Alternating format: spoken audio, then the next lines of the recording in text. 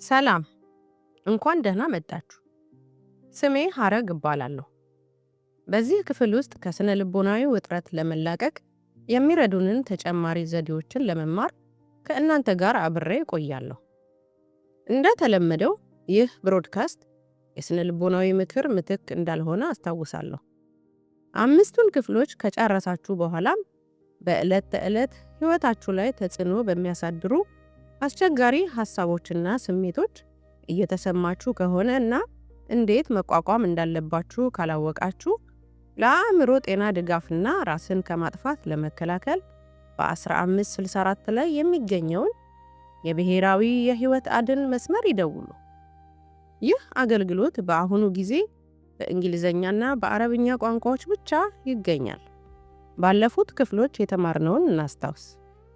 ባለፉት ክፍለ ጊዜያት የተማርነው በአእምሮ ውጥረት ውስጥ ስንሆን የሚያሰቃዩ ስሜቶችና ሐሳቦች እንደሚመጡ ነው። በእነዚህ ሐሳቦችና ስሜቶች ውስጥ ስንዘፈቅ መሆን ከምንፈልገው ሰው ማንነት የሚያርቁንን ነገሮች ማድረግና መናገር እንጀምራለን። ይህ ደግሞ ሕይወታችንን የበለጠ ያወሳስበዋል። ለማንኛውም ከስሜታችን እና ከሐሳባችን ጋር ያለንን ትስስር መላቀቅ፣ መረጋጋትና በዙሪያችን ካለው ዓለም ጋር መዋሃድ እንችላለን። ትስስራችንን በፍጥነት የምንፈታበት መንገድ በሦስቱ ደረጃዎች ነው። ማስተዋል፣ መሰየምና ከዙሪያችን ካለው ዓለም ጋር መገናኘት። ከትስስር የመላቀቅ ልምምድ። አሁን እነዚህን 3 ደረጃዎች በፍጥነት እንለማመዳለን። እባካችሁ ቀጥ ብላችሁ ተቀመጡና ይህንን ልምምድ በጸጥታ አድርጉ። አይኖቻችሁ እንደምትፈልጉት የተገለጡ ወይም የተከደኑ ሊሆኑ ይችላሉ። ሐሳባችሁን ወይም ስሜታችሁን በጉጉት አስተውሉ። ሐሳቡን ስም ስጡት። እዚህ የሚያሰቃይ ሐሳብ አለ ወይም አንድ የሚያሰቃይ ስሜት እየተመለከትኩ ነው በሉ። ትኩረታችሁን ወደ ዙሪያችሁ ወዳለው ዓለም መልሱ። ምን ማየት፣ መስማት፣ ማሽተትና መንካት ትችላላችሁ? አሁን በዙሪያችሁ ካለው ዓለም ጋር ተዋህዱ። እነዚህ ትስስርን የመላቀቅ 3 ደረጃዎች ናቸው። የመሰረት ልምምድ። ትስስርን የምንላቀቅበት ሌላው መንገድ ስሜታዊ ማዕበል ሲመጣ የመሰረት ልምምድን መስራት ነው እና አዳዲስ ክህሎቶችን ለማዳበር ልምምድ በጣም አስፈላጊ ስለሆነ ይህንን ልምምድ እንደግመዋለን። እባካችሁ ይህን ልምምድ በጸጥታ አድርጉ። አሁን ቀጥ ብላችሁ እንድትቀመጡ እንጠይቃለን። አይኖቻችሁን መዝጋት ወይም በአንድ ነጥብ ላይ ማተኮር እንደ ምርጫችሁ ትችላላችሁ። አሁን ከእናንተ ጋር ያሉትን ሐሳቦችና ስሜቶች ለማስተዋል ጊዜ ውሰዱ። እነዚህን ሐሳቦችና ስሜቶች ስም ስጧቸው ወይም ሰይሟቸውና ለራሳችሁ በውስጣችሁ እንዲህ በሉ፣ እዚህ ሐሳቦች አሉ ወይም ስሜቶችን እያስተዋልኩ ነው። አሁን እስትንፋሳችሁን ዝግ ለማድረግ ሞክሩ። በቀስታ እግሮቻችሁን መሬት ላይ ተጫኑ። እስትንፋሳችሁን የበለጠ ዝግ አድርጉ። አየሩ ከሳምባችሁ እንዴት እንደሚወጣ ያስተውሉ እና ሳምባችሁ ባዶ ሲሆን እንደገና ከመተንፈሳችሁ በፊት ትንሽ ቆም ብላችሁ እስከ 3 ቁጠሩ። እንደገና ወደ ውስጥ ስትተነፍሱ በጣም በዝግታ ያድርጉት። በጥልቀት ለመተንፈስ አትሞክሩ። ሳምባችሁ በራሱ እንዲሞላ ያድርጉ። የማዞር ስሜት ከተሰማችሁ በፍጥነትና በጥልቀት እየተነፈሳችሁ ነው ማለት ነው። ስለዚህ እስትንፋሳችሁን አረጋጉ። አየሩ እንዴት ወደ ውስጥ እንደሚገባና ወደ ውጭ እንደሚወጣ ያስተውሉ። ልክ ለመጀመሪያ ጊዜ እንደምትተነፍሱ ያህል እስትንፋሳችሁን በጉጉት ያስተውሉ። አየሩ ወደ ውስጥና ወደ ውጭ ሲል እስትንፋሳችሁን መከታተል ቀጥሉ። ወደ ውስጥ ስትተነፍሱ ለራሳችሁ በውስጣችሁ ወደ ውስጥ እየተነፈስኩ ነው በሉ። ወደ ውጭ ስትተነፍሱ ለራሳችሁ በውስጣችሁ ወደ ውጭ እየተነፈስኩ ነው በሉ። እየሰራችሁ ሐሳቦች ወይም ስሜቶች ላይ እንደተጣበቃችሁ ስታስተውሉ ወዲያውኑ ዕውቅና ስጡ። ተላቀቁና ትኩረታችሁን መልሳችሁ ዳግም አተኩሩ። ቀስ በቀስ አቀማመጣችሁን አስተካክሉ። ጀርባችሁ ቀጥ እስኪል ድረስ ተስተካክላችሁ ተቀመጡ። ከዚያም ሰውነታችሁን ዘረጋጉና የመንጠራራት ስሜታችሁን ያስተውሉ። መንጠራራት ካልፈለጋችሁ በቀላሉ አቀማመጣችሁንና ትከሻችሁን አስተካክሉ። ጭንቅላታችሁን ለማዟዟር ሞክሩና እግሮቻችሁን መሬት ላይ በትንሹ ተጫኑ።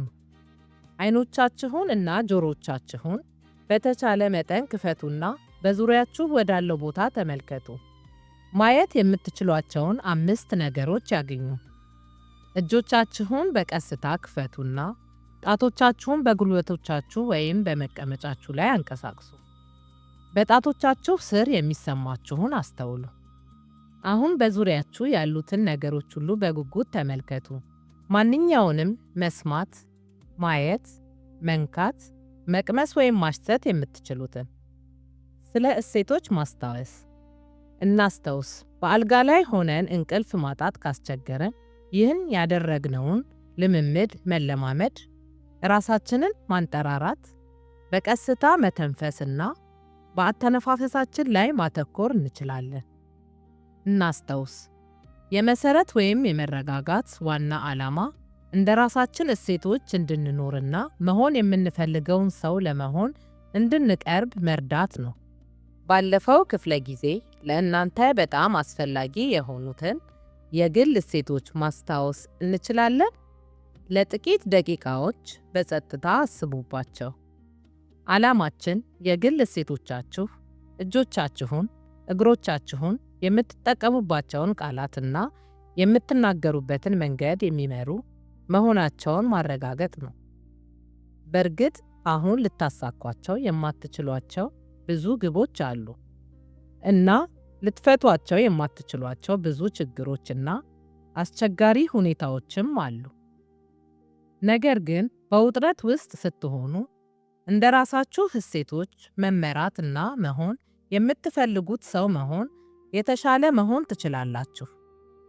እናም ሕይወት በጣም አስቸጋሪ በሚሆንበት ጊዜ ለራሳችን ደግ በመሆን እና ለራሳችን ደግ ነገሮችን በመናገር እና በማድረግ የተሻለ መሆን እንችላለን። በተመሳሳይ መልኩ ለሌሎች ጓደኛ በመሆን የተሻለ መሆን ትችላላችሁ።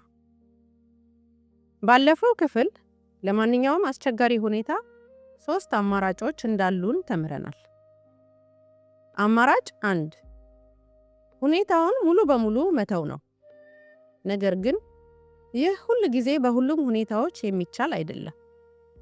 አማራጭ 2 ሊለወጥ የሚችለውን መለወጥ፣ ሊለወጥ የማይችለውን ህመም ወይም ችግር መቀበል፣ በእሴቶቻችን መሰረት መኖርና መሆን የምንፈልገውን ሰው መሆን ነው። አማራጭ 3 ከግል እሴቶቻችን ጋር ያለውን ግንኙነት ማጣትና ሁኔታውን የማያሻሽሉ ወይም የባሰ የሚያደርጉ ነገሮችን ማድረግ ነው። አብዛኞቻችን ሶስተኛውን አማራጭ አንመርጥም። ነገር ግን ብዙውን ጊዜ በሚያሰቃዩ ስሜቶቻችንና ሐሳቦቻችን ውስጥ ስንጠፋ ሳናውቀው ያንን እናደርጋለን። በተጨማሪም ባለፈው ክፍል አማራጭ 2ን መምረጥና እሴት ተኮር ችግር አፈታትን በ4 እርምጃዎች በመጠቀም ተነጋግረናል። ደረጃ 1 እያጋጠማችሁ ያለውን አስቸጋሪ ሁኔታ መለየት።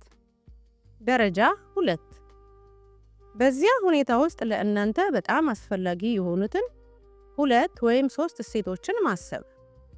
ደረጃ 3 ሊለወጥ የሚችለውን ለመቀየር መንገዶችን ማሰብ። ሁኔታውን ለማስተካከል ልታደርጉ የምትችሏቸውን በእሴት ላይ የተመሰረቱ ነገሮችን አስቡ።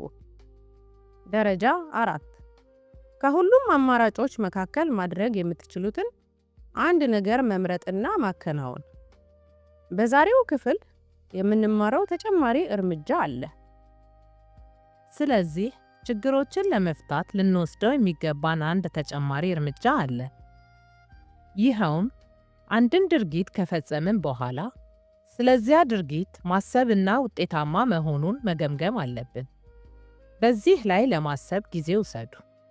በመጀመሪያ ባለፈው ሳምንት አንድን ችግር ለመቋቋም ስትሞክሩ ያደረጋችሁትን አስታውሱ። ያንን ችግር ለማስታወስ ትንሽ ጊዜ ውሰዱ። አሁን የፈጸማችሁትን ድርጊት ያስታውሱ። በእጆቻችሁና በእግሮቻችሁ ምን አደረጋችሁ? ምንስ ተናገራችሁ? አሁን ራሳችሁን ጠይቁ። ሁልጊዜ እንደ ራሴ እሴቶች ተመርቻለሁ? መልሱ አይ ከሆነ በሚቀጥለው ጊዜ ከእሴቶቼ ጋር ይበልጥ በሚጣጣም መልኩ ምን የተለየ ነገር ማድረግ እችላለሁ ብላችሁ አስቡ። መልሶ አዎ ከሆነ ራሳችሁን ጠይቁ። በእሴቶቼ የተመሩት ድርጊቶቼ ምንም ያህል ትንሽ ቢሆኑ ሁኔታውን ለማሻሻል እየረዱኝ ነው? እየረዱን ከሆነ በወደፊቱ ጊዜ እነዚህን ድርጊቶች መቀጠል ጠቃሚ ይሆናል ብላችሁ አስቡ። ካልረዱን በሚቀጥለው ጊዜ ምን የተለየ ነገር ማድረግ እችላለሁ እና እንዴት የተሻለ መርዳት እችላለሁ ብላችሁ አስቡ። ባለፉት ክፍሎቻችን እንደ ራሳችን እሴቶች መኖርና ድርጊቶችን መፈጸም በጥልቀት ተመልክተናል።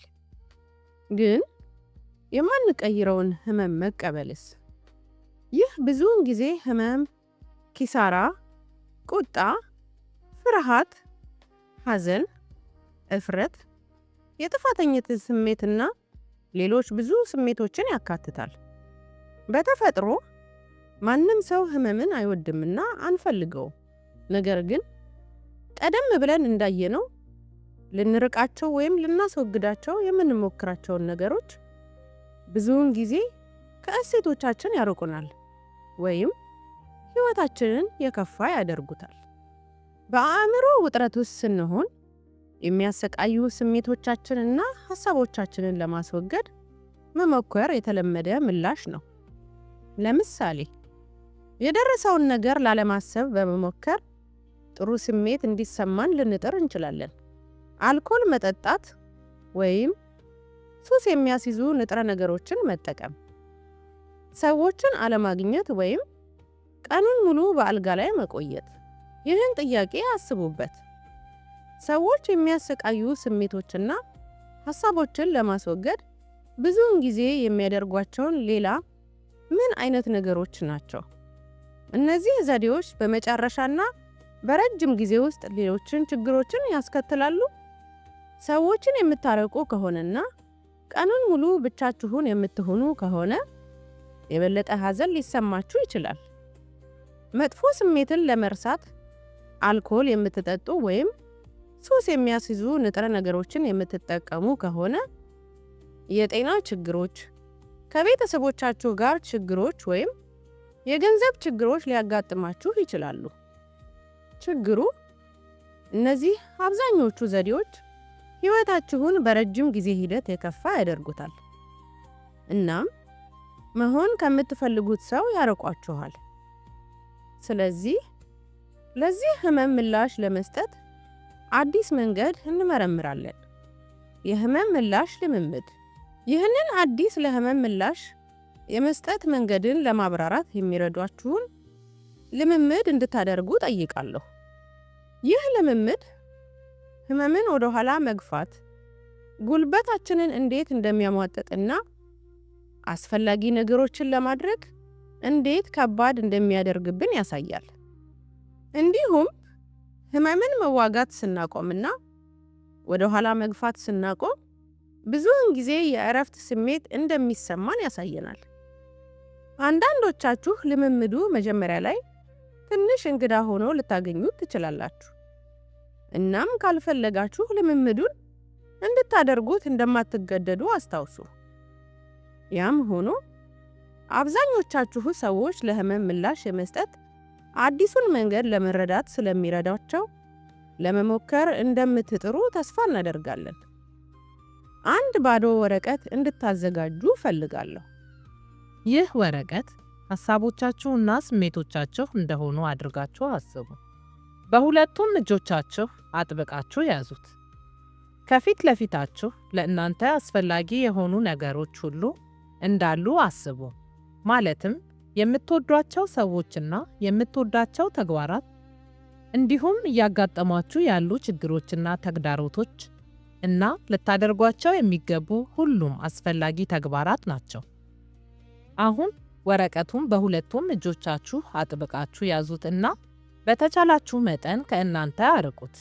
ይህን ስታደርጉ ወረቀቱ የሚያሰቃዩ ሐሳቦችና ስሜቶቻችሁ እንደሆኑና እነሱን ለማጥፋት እየጣራችሁ እንደሆነ አስቡ።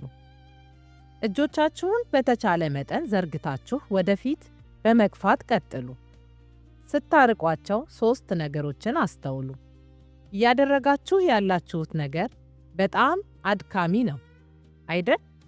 ትኩረትንም የሚከፋፍል ነው። ከምትጠነቀቁላቸው ሰዎችና ተግባራት ጋር ሙሉ በሙሉ ለመቀላቀል ወይም ለመገናኘት ምን ያህል ከባድ ነው? ልታደርጓቸው የሚገቡ ተግባራት ላይ ትኩረት ለማድረግ ምን ያህል ከባድ ነው?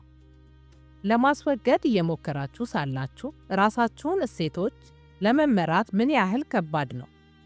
እና ሕይወታችሁን ቀለል የሚያደርጉ ነገሮችን ለማድረግ ምን ያህል ከባድ ነው? ወረቀቱን ጭናችሁ ላይ አድርጉት። አሁን መቀላቀል እና መገናኘት ቀላል ሆኗል። ልታደርጓቸው የሚገቡ ተግባራት ላይ ትኩረት ማድረግና ማስተዋል ቀላል ሆኗል። እጆቻችሁን እና ክንዶቻችሁን በዙሪያችሁ አንቀሳቅሱ። ሕይወታችሁን ቀላል የሚያደርጉ ነገሮችን ለማድረግና እንደ ራሳችሁ እሴቶች ለመመራት ምን ያህል ቀላል ነው? ሁሉንም የሚያሰቃዩ ሐሳቦቻችሁንና ስሜቶቻችሁን ለማስወገድ ባለመሞከራችሁ ምን ያህል ቀለል ብሏችኋል? አሁን ግን ለእነሱ ምላሽ ለመስጠት የተለየ መንገድ ስላላችሁ ከሕይወታችሁ ጋር እንዳትቀላቀሉ አያግዷችሁም እና በሚያሰቃዩ ሐሳቦችና ስሜቶች ምክንያት ሊያደርጉት የሚችሉት ጠቃሚ ነገር ካለ ይጠቀሙበት። ሐሳቦቻችንን እና ስሜቶቻችንን ጠቃሚ መረጃዎችን ይሰጡናል፣ እንዲሁም ለእኛ አስፈላጊ የሆኑ ነገሮችንና ድርጊቶችን መውሰድ እንዳለብን ያስታውሱናል። ይህ ማለት የሚያሰቃዩ ሐሳቦችን እና ስሜቶችን መዋጋት አቁመን ክፍት ቦታ እንሰጣቸዋለን እና በእነሱ ውስጥ ሳንጣበቅ ወይም ሳንዋጋቸው እንዲኖሩ እንፈቅዳለን ማለት ነው። ይህን የምናደርገው መሆን የምንፈልገው ሰው ለመሆን፣ በስራችን ላይ በይበልጥ ውጤታማ በሆነ መንገድ ለማተኮር፣ ከምንወዳቸው ሰዎች ጋር ለመገናኘትና ከሕይወት ጋር ይበልጥ ለመዋሃድ እንድንችል ነው። ይህን ልምምድ እንደሰራችሁ ተስፋ አደርጋለሁ። እናም ከእሱም ተጠቃሚ ልትሆኑ ትችላላችሁ። እስካሁን ድረስ የሚያስጨንቁ ሐሳቦችና ስሜቶችን እንዴት ማስተዋልና መሰየም እንደተማርን ልብ በሉ። በዚህ ክፍላችን ውስጥ ለእነሱ እንዴት ቦታ እንደምንሰጥ ደግሞ በዝርዝር እንመለከታለን። ቦታ መስጠት። ቦታ መስጠት ምን ማለት እንደሆነ ለመረዳት ራሳችሁን እንደ ሰማይ አስቡ። ሰማዩ ለሁሉም አይነት የአየር ሁኔታዎች ፀሐያማ፣ ደመናማ፣ ዝናባማና አውሎ ነፋሳዊ የአየር ሁኔታዎች ቦታ አለው።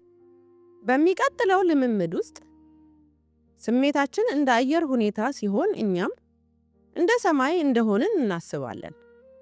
ለሁሉም አይነት ስሜቶችና ሐሳቦች እንደ ደስታ፣ ሐዘን፣ ቁጣና ህመም ላሉ ቦታ ልንሰጥ እንችላለን።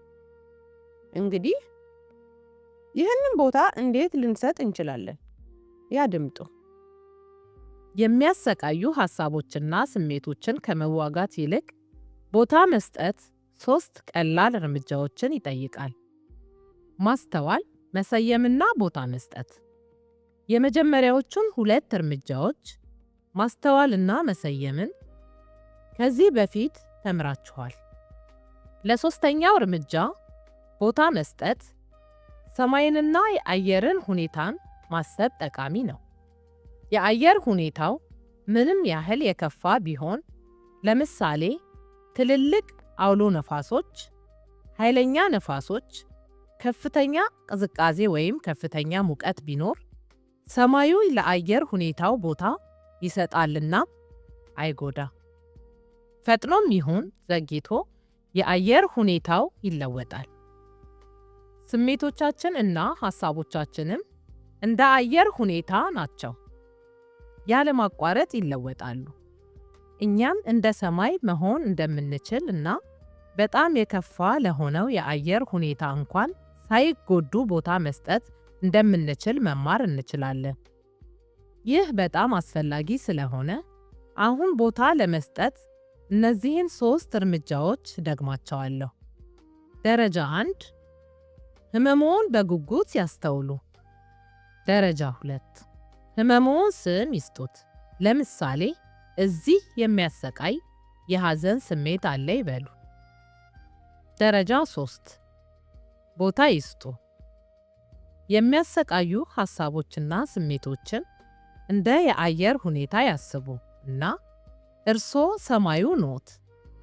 አሁን የእርስዎ ግብ ለእነሱ ቦታ መስጠት ነው። እንዲመጡ፣ እንዲቆዩና በራሳቸው ጊዜ እንዲሄዱ ይፍቀዱላቸው። ልክ የአየር ሁኔታው በሰማይ ውስጥ እንደሚያልፈው የቦታ መስጠት ልምምድ። አሁን በዚህ ልምምድ እንጀምራለን። አስቸጋሪ ሁኔታን ወይም ችግርን እየተቋቋሙ እንደሆነ አስቡ። በተቻለ መጠን በግልጽ አስቡት። በእጆቹ እና በእግሮቹ ምን እያደረጉ ነው? የሚመጡትን ሐሳቦችና ስሜቶች በጉጉት ያስተውሉ። እነዚህ በደረቶ፣ በሆዶ ወይም በጭንቅላቶ ላይ የሚያሰቃዩ ስሜቶች ወይም እንደ ቁጣ፣ ፍርሃት ወይም የጥፋተኝነት ስሜት ያሉ የሚያሰቃዩ ስሜቶች ሊሆኑ ይችላሉ። የሚመጡትን ስሜቶችና ሐሳቦች በጉጉት ያስተውሉ። ብቅ ሲሉ እንዳስተዋሉ ለእርሶ በጣም የሚያስጨንቀውን አንዱን ይምረጡና በጸጥታ ስም ይስጡት። ለምሳሌ እዚህ በደረቴ ውስጥ ከባድ ስሜት እየተመለከትኩ ነው፣ ወይም ይህ አይሳካም የሚል ሐሳብ እየተመለከትኩ ነው ይበሉ። አሁን እነዚህ የሚያሰቃዩ ሐሳቦችና ስሜቶች እንደ የአየር ሁኔታ እንደሆኑ አስቡ እና እርስዎ ሰማዩ እንደሆኑ። ግቦ ለእነዚህ ሐሳቦችና ስሜቶች ቦታ ለመስጠት ክፍት መሆን ነው። እንዲመጡ፣ እንዲቆዩና በራሳቸው ጊዜ እንዲሄዱ ይፍቀዱ።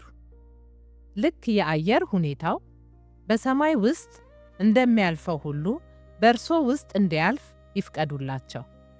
ስለዚህ አሁን ያለውትን ሐሳብ ወይም ስሜት ይምረጡና በታላቅ ጉጉት ያስተውሉት። ይህን ሲያደርጉ በዝግታ ይተንፍሱ። ሳምባውን ከአየር ሙሉ በሙሉ ባዶ ያድርጉ። ሳምባዎ ባዶ ሲሆን ትንሽ ቆም ይበሉና እንደገና በዝግታ ከመተንፈሶ በፊት እስከ 3 ይቁጠሩ። ይህን ሲያደርጉ እስትንፋሶ ወደ ህመሞ ውስጥና ዙሪያ እንደሚፈስ አስቡ። ልክ ለህመሞ በዙሪያው ቦታ እየሰጡ እንደሆነ ሁሉ። ይህንን ሐሳብ እንዴትም ይረዱት ወይም ያስቡት፣ ምንም ይሁን ምን ጥሩ ነው።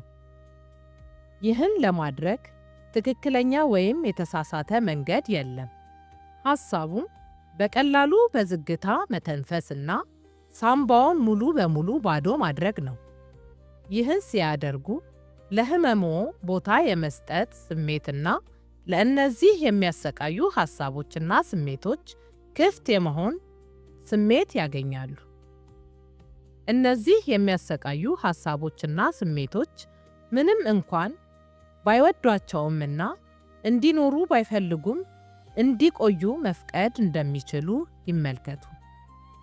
ይህንን ህመም መዋጋት ማቆም እንደሚችሉ ይመልከቱ። እንዲኖር ብቻ ይፍቀዱለት።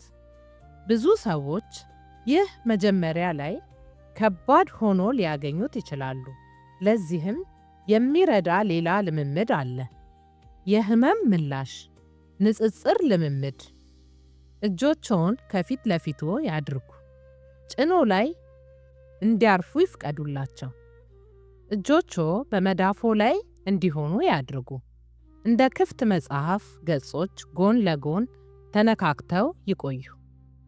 አሁን እጆችዎን አንድ ላይ ያገፋፉ። በመካከላቸው ያለውን ህመም ለመጨፍለቅ እንደሚሞክሩ ሁሉ በተቻለ መጠን በጥንካሬ ይግፉ። ሁሉንም ጥንካሬውን ይጠቀሙ። ያንን ስሜት ወይም ሐሳብ በከፍተኛ ጥንካሬ ለመጨፍለቅ ሲሞክሩ ጡንቻዎቹ በትከሻው፣ በአንገቶና በእጆቹ ውስጥ ሲወጠሩ ይሰማዎት። እያደረጉ ያሉት ነገር ህመምን እንደ መዋጋት ወይም እንደ መቋቋም ነው። አሁን ህመሞችን ለመጨፍለቅ መሞከሮን ያቁሙ። ጡንቻዎቹን ያላሉ፣ እጆቹን ያርቁ እና በጭኖቹ ላይ እንዲያርፉ ይፍቀዱላቸው። የእጆ መዳፎች ወደ ላይ እንዲሆኑ ያድርጉ፣ ልክ የምግብ ጎድጓዳ ሳህን እንደያዙ በሚመስል አኳያ። ልዩነቱ ሊሰማዎት ይችላል። ህመሙ አሁንም ከእርሶ ጋር ነው፣ ነገር ግን ከእሱ ጋር ከመዋጋት የበለጠ አሁን ቀላል አይደለም። የእኛ ዋና ግብ ዛሬ ህመማችንን ወይም ችግሮቻችንን በተመሳሳይ መንገድ እንዴት እንደምንታገስ መማር ነው። አሁን ብዙዎቻችሁ ይህ ልምምድ በጣም ከባድ ሆኖ አግኝታችሁት ይሆናል እና ይህ የተለመደ እና የሚጠበቅ ነው። ምክንያቱም ክህሎት ነው እና እንደ ማንኛውም ክህሎት አንዳንድ ሰዎች በመጀመሪያ ቀላል ሆኖ ያገኙታል፣ ሌሎች ደግሞ የበለጠ ከባድ ሆኖ ያገኙታል። እና ልክ እንደ ማንኛውም ክህሎት በተለማመዳችሁት ቁጥር በተሻለ ሁኔታ ታከናውኑታላችሁ። ስለዚህ እባካችሁ ለህመማችሁ ምላሽ ለመስጠት በዚህ አዲስ መንገድ ለመለማመድ እያንዳንዱን አጋጣሚ ተጠቀሙበት። በማስተዋል በመሰየም ቦታ በመስጠትና ራሳችሁን በደግነት በመያዝ ይህንን በፈለጋችሁት ጊዜ ብቻችሁን ሆናችሁ ማድረግ ትችላላችሁ እና በሰለጠናችሁ ቁጥር የበለጠ ጥቅም ታገኛላችሁ። የሚያሰቃዩ ሐሳቦችና ስሜቶችን ቦታ መስጠት በዚህ ልምምድ ውስጥ የሚያሰቃዩ ሐሳቦችና ስሜቶችን ለመዋጋት ጉልበት ከማጥፋት ይልቅ ቦታ መስጠትን እንደተለማመዳችሁ ላስታውሳችሁ እወዳለሁ። የሚያሰቃዩ ስሜቶችና ሐሳቦች እንደ የአየር ሁኔታ ናቸው። መቆጣጠር ወይም ማቆም አንችልም፣ ግን ቦታ ልንሰጣቸውና ለእኛ አስፈላጊ የሆኑትን ነገሮች እያደረግን እንዲኖሩ ልንፈቅድላቸው እንችላለን። ይህ ደግሞ ከእነሱ ጋር ለመላመድ ቀላል ያደርግልናል። ስለዚህ ቦታ ለመስጠት የሚያስፈልጉት 3 እርምጃዎችን እነሆ።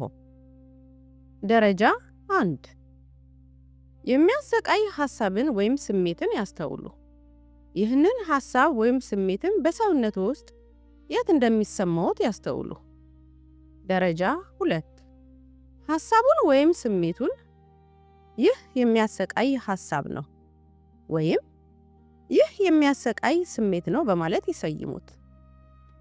ደረጃ 3 ለሐሳቡ ወይም ለስሜቱ ቦታ ይስጡ። ልክ የአየር ሁኔታ በሰማይ ውስጥ እንደሚመጣና እንደሚሄድ ሁሉ ሐሳቡ ወይም ስሜቱ እንዲመጣ፣ እንዲቆይና በራሱ ጊዜ እንዲሄድ ይፍቀዱ። በዚያ ስሜት ውስጥና ዙሪያ ይተንፍሱ። ልክ ለእሱ ቦታ ለመስጠት ከመዋጋት ይልቅ ልክ የአየር ሁኔታው በሰማይ ውስጥ እንደሚንቀሳቀስ ሁሉ በእርሶ ውስጥ እንዲንቀሳቀስ ይፍቀዱለት። በዚህ መንገድ ጊዜዎንና ጉልበቶን እንደ እሴቶቹ ለመምራት መጠቀም ይችላሉ። የመጨረሻ ማጠቃለያ። አሁን የራስ አገዝ ፕላስ ብሮድካስት 5ኛውንና የመጨረሻውን ክፍል ከመጠናቀቁ በፊት ልታስታውሷቸው የሚገቡ ነገሮች አሉ። ስሜታዊ ማዕበል ሲመጣ መሰረት ማድረግዎን ወይም መረጋጋትዎን ያረጋግጡ።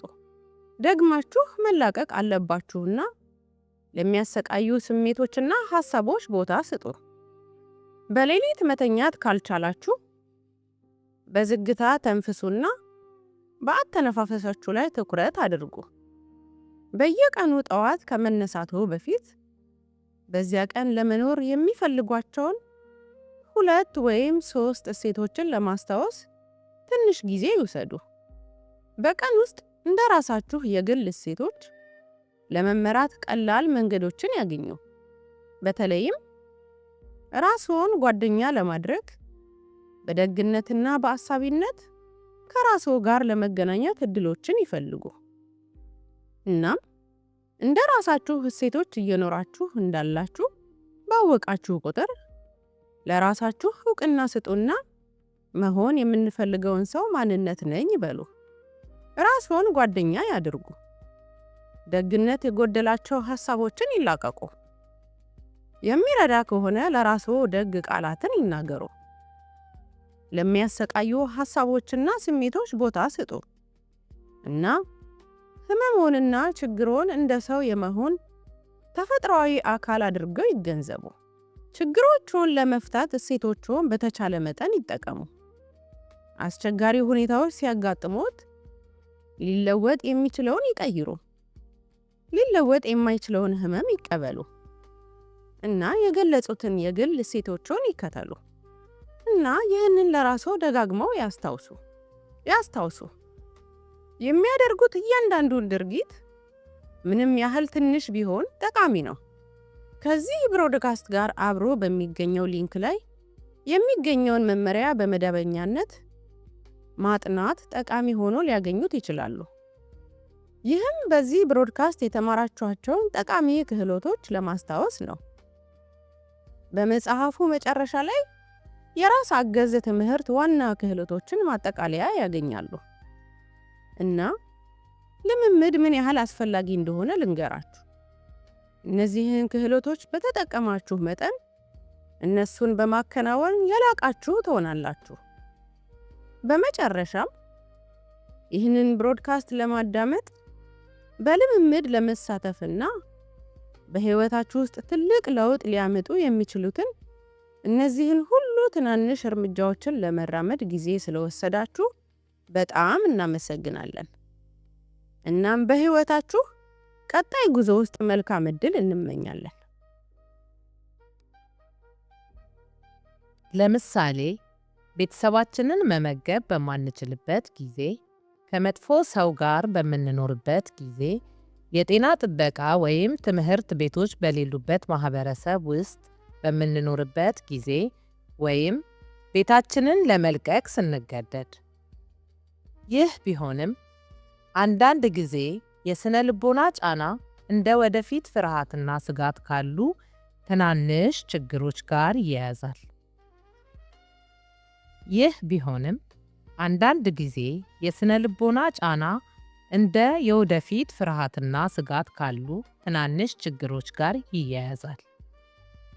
እናም የኤስኤች ፕላስ ብሮድካስት የመጀመሪያ ክፍልን ከማጠናቀቃችን በፊት ዛሬ የተማርናቸውን ሁለቱን መሰረታዊ ክህሎቶች እናስታውሶታለን። ዛሬ የራስ አገዝ ብሮድካስት ክፍላችንን ከመጨረሳችን በፊት ልንለማመዳቸው የምንችላቸው ሁለት ክህሎቶች እንዳሉ ላስታውሳችሁ እወዳለሁ። ባለፈው ክፍለ ጊዜ ከአሳማሚ ሐሳቦችና ስሜቶች ለመገላገል የምንጠቀምባቸው ብዙ መንገዶች ተዋውቀናል። ከመጀመራችን በፊት ካለፈው ክፍለ ጊዜ ዋና ዋና ነጥቦችን በፍጥነት እንከልስ። ነገር ግን ከነሱ መላቀቅ ስንችል ሕይወታችን የተሻለ ይሆናል። ምክንያቱም ቢያሰቃዩንም እንኳ ልንጠቀምባቸው ስለምንችል ነው። ለምሳሌ በተረጋጋና ታጋሽ ድምፅ የምንናገር ከሆነ ይህ የበለጠ የመረጋጋት ስሜት እንዲሰማን ሊረዳን ይችላል። ጀርባው ቀጥ እስኪል ድረስ ቀስ በቀስ አቀማመጦን ያስተካክሉ። ከዚያም ሰውነቶን ያንጠራሩና ሲንጠራሩ የሚሰማዎትን ስሜት ያስተውሉ። ባለፈው ክፍለ ጊዜ ለእናንተ በጣም አስፈላጊ የሆኑትን የግል እሴቶች ማስታወስ እንችላለን? ለጥቂት ደቂቃዎች በጸጥታ አስቡባቸው። የዛሬው የራስ አገዝ ብሮድካስት ክፍላችን እዚህ ላይ ያበቃል። እነዚህን ዘዴዎችና ልምምዶች በሚፈልጉበት ጊዜ መለማመድ እንደሚችሉ ያስታውሱ። ዝግጁ ሲሆኑ ወደ የራስ አገዝ ብሮድካስት 3ኛ ክፍል መሄድ ይችላሉ።